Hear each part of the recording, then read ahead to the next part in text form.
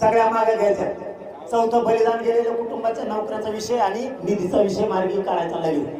आणखीन आपले शिंदे समितीला 1 वर्षाची मुदत वाढ देऊ. शिंदे समितीला रेकॉर्ड शोधायला लावायचा. शिंदे समितीला नुसतं फिरून देऊन चालणार नाही आणि सेपरेट मंत्रालय स्थापन करायचं. का?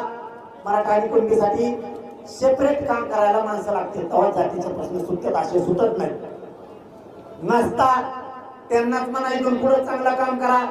विखे पाटलाला आमचे काय नाराजी नाही. समाजाचं चांगलं काम करा, समाजात नाव कमवा, राहू द्या, काय हरकत नाही. आपल्या जेवढ्या मागण्या त्या मागण्याविषयी, कारण हे भयंकर विषय, कारण जूनला आता ऍडमिशन आपल्या पोरांचं वाटलं होता कामा नाही आणि सगळ्यांनी इतकं जोराने कामाला लागायचं, इतकं जोराने कामाला लागायचं. एकही घर म्हणला माणूस नाही पाहिजे की प्रमाणपत्र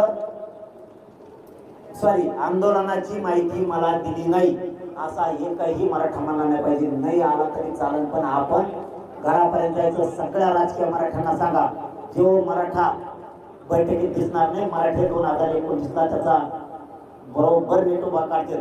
कारण आपल्याला ईडब्ल्यूचे प्रश्न मार्गी काढणे, ते पोरांच्या आधी संख्या पदात पडले, विद्युतचे आपले 2014चे 19चे PSI पोर आहेत, त्यांचे विषय मार्गी काढायचे. आपल्याला खूप प्रश्न आहेत. आपल्या हैदराबादचा गॅजेट आहे, सातारा संस्थांचं गॅजेट आहे, केसेस सगळ्या मागे घ्यायचा विषय.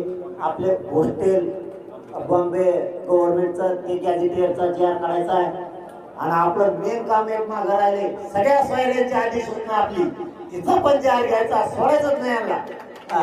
हे आपल्याला आवडतं, आपण यांना सोडायचं नाही. माझा शेवट सांगणं आहे, फडणवीस साहेब मराठ्यांच्या नादी लागू नका. मराठ्यांपुढं शांतपण चालू देणार नाही. आणि आता सगळ्यांना पुन्हा एकदा सांगतो, 30 मेची इतकी जोरात तयारी करा. तुमचा जो प्रश्न होता उपोषण नाही करायचं, ते शेवटचं सांगतो, बैठक संपवा. तुमचं म्हणणं होतं उपोषण करायचं नाही, तुम्ही अंतरवाली सगळे ताकदीनं आले की प्रश्न सुटला. तुम्ही ताकदीनं आले की प्रश्न सुटला. उपोषणाशिवाय पर्याय नाही. त्याचं कारण सांगितलं, आंदोलन शांततेत करायचंय म्हणून. तुम्ही फक्त ताकदीनं आंदोलनाकडे या. मला लय दिवस उपोषण करायची गरज पडत नाही. प्रश्न मार्गी लागला, तुम्ही घरी